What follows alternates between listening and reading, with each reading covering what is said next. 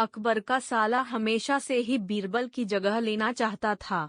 अकबर जानते थे कि बीरबल की जगह ले सके ऐसा बुद्धिमान इस संसार में कोई नहीं है।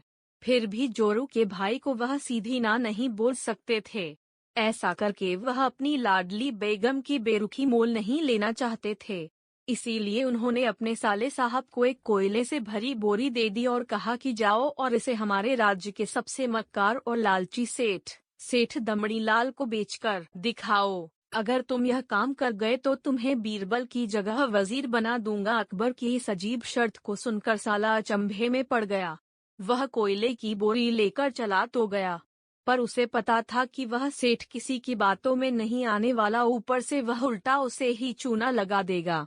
हुआ भी यही। सेठ दमड़ी लाल ने कोयले की बोरी के बदले एक ढेला भी देने से इनकार कर दिया। साला अपना सामूह लेकर महल वापस लौट आया और अपनी हार स्वीकार कर लिया। अब अकबर ने वही काम बीरबल को करने को कहा। बीरबल कुछ सोचे और फिर बोले कि सेठ दमड़ी लाल जैसे मक्कार और लालची सेठ को यह कोयले की बोरी क्या, मैं सिर्फ कोयले का एक टुकड़ा ही 10,000 रुपए में बेचाऊंगा। डंडा यह बोलकर वह तुरंत वहां से रवाना हो गए। इस बस से पहले उसने एक दर्जी के पास जाकर एक मखमली कुर्ता सिलवाया, हीरे मोती वाली मालाएं गले में डाली, महंगी जूती पहनी और कोयले को बारीक सुरमे जैसा पिसवा लिया। फिर उसने पिसे कोयले को एक सुरमे की छोटी चमकदार डिब्बी में भर लिया।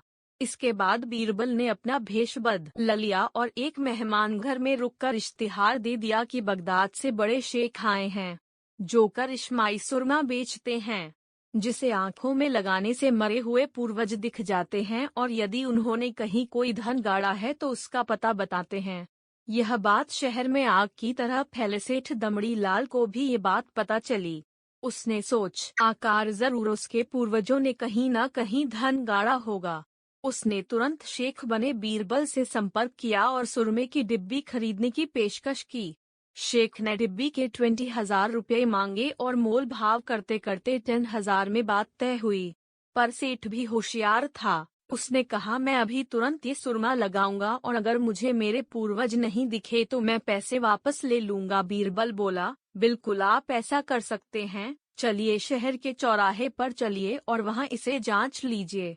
सुरमे का चमत्कार देखने के लिए भीड़ इकट्ठा हो गई। तब बीरबल ने ऊंची आवाज में कहा, ये सेठ अभी ये चमत्कारी सुरमा लगाएंगे और अगर ये उन्हीं की औलाद हैं जिन्हें ये अपना माँ बाप समझते हैं तो इन्हें इनके पूर्वज दिखाई देंगे और गड़े धन के बारे में बताएंगे।